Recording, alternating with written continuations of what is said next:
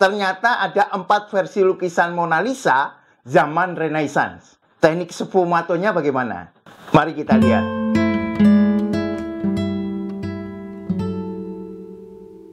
Ini bukan satu-satunya lukisan Mona Lisa zaman Renaissance. Ternyata paling tidak ada 4 lagi dalam versi yang berbeda, yang dilukis murid-murid Leonardo da Vinci.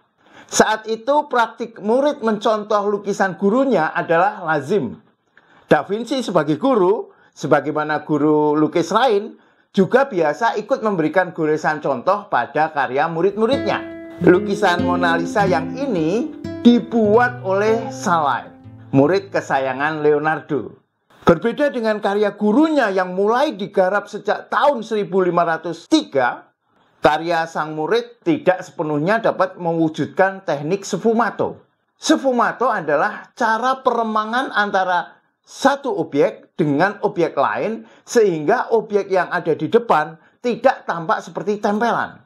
Transisi warna dalam sfumato dibuat selembut mungkin. Da Vinci sendiri mendeskripsikan sfumato sebagai tanpa garis batas. Dengan cara ini objek seakan-akan berkabut. Teknik ini merupakan temuan baru seniman Renaissance. Bandingkan Mona Lisa Da Vinci dengan lukisan Cimabue ini yang dibuat sebelum Renaissance. Lukisan seniman Florence yang memiliki nama asli Gian Giacomo ini antara objek yang ada di depan dengan yang di belakang atau background tampak berdiri sendiri. Objek yang ada di depan seperti gambar dari majalah yang dipotong dan ditempelkan begitu saja.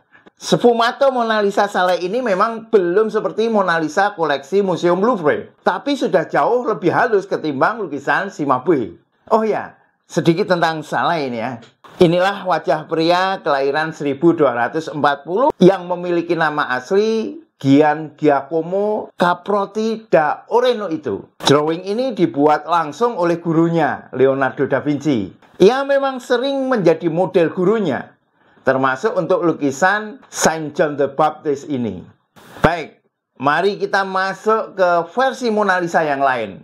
Tapi sebelum ke versi kedua, ada info menarik untuk rekan-rekan. Painting Explorer bakal menyelenggarakan pameran lukisan kedua tanggal 24 Juni hingga 22 Juli 2023 di Jogja. Monggo kalau rekan-rekan seniman mau ikut berpameran, link caranya saya tulis di deskripsi. Oke, ini versi Mona Lisa selanjutnya. Lukisan ini disebut Prado Mona Lisa karena sekarang disimpan di Museum Prado, Madrid, Spanyol. Lukisan ini dibuat saat Da Vinci menyelenggarakan workshop. Lukisan yang tidak diketahui secara pasti siapa pembuatnya ini disebut-sebut sebagai kopi Mona Lisa tertua. Sfumato Prado Mona Lisa termasuk sukses. Namun lukisan ini yang dibuat 13 tahun sejak 1503 jauh lebih cerah ketimbang Mona Lisa asli, sehingga kalah magis jika dibandingkan dengan Mona Lisa bikinan sang guru. Lukisan ini adalah hasil restorasi antara tahun 2011 hingga 2012. Sebelum direstorasi, backgroundnya gelap gulita. Diperkirakan cat hitam itu diimbuhkan 200 tahun setelah lukisan ini selesai. Sekarang saatnya melihat versi ketiga. Oh ya, info tambahan tentang pameran lukisan Painting Explorer yang kedua. Judul pamerannya adalah Disrupsi Membumi. Maksudnya seperti apa? Saya sudah siapkan link di deskripsi. Nah, kalau ini Mona Lisa-nya lebih muda, sfumatonya lumayan, tapi backgroundnya seperti tempelan. 2 pilar di kanan kiri bikin wagu. Karya ini dijuluki iWorld Mona Lisa karena sekarang ada di iWorld Inggris. Lukisan tersebut diperkirakan dibawa dari Italia ke Inggris pada tahun 1780-an. Beberapa pengamat seni mengatakan bahwa keterlibatan Leonardo pada lukisan ini besar, sementara yang lain menolaknya. Sejarawan seni Jean-Pierre Eastwood mendukung keterlibatan Leonardo dalam karya ini. Kritikus seni Paul Joseph Conodi menegaskan, sebagian besar dikerjakan oleh sang maestro, Leonardo sendiri. Masih di jajaran pendukung, fisikawan John F. Asmus yang mempelopori teknik restorasi laser untuk seni Renaissance dan pernah meneliti Mona Lisa di Louvre, menyimpulkan bahwa sapuan kuas pada lukisan Airsworth Mona Lisa dilakukan oleh seniman yang sama pada wajah Mona Lisa Leonardo da Vinci. Di sisi lain, sejarawan seni Martin Kemp menolaknya. Leonardo tidak melukis bagian apapun, tandasnya. Fenomena silang pendapat ini digambarkan The Guardian sebagai dunia seni yang telah terbelah. Ukuran Airsworth Mona Lisa sedikit lebih besar, yaitu 84,5 kali 64,5 cm.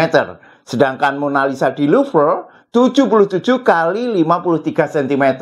Bahannya juga berbeda. Mona Lisa yang jadi sengketa ilmiah ini dibuat di kanvas. Sementara Mona Lisa yang tenang-tenang saja di Paris dibuat di panel kayu poplar.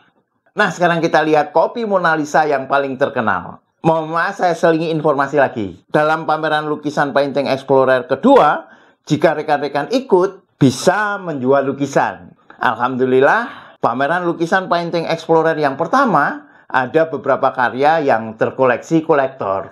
Pameran yang keren. Belum pernah ada karena pesertanya belum pernah ketemu secara tatap muka. Mereka itu ketemunya di YouTube. Jadi seluruh Indonesia ikut di Painting Explorer dan ini adalah salah satu tugasnya adalah pameran. Dan menariknya ada karya yang sebelum dipamerkan sudah laku. Mona Lisa yang ini disebut Hermitage Mona Lisa karena disimpan di Museum Hermitage yang ada di Saint Petersburg, Rusia, negerinya Putin.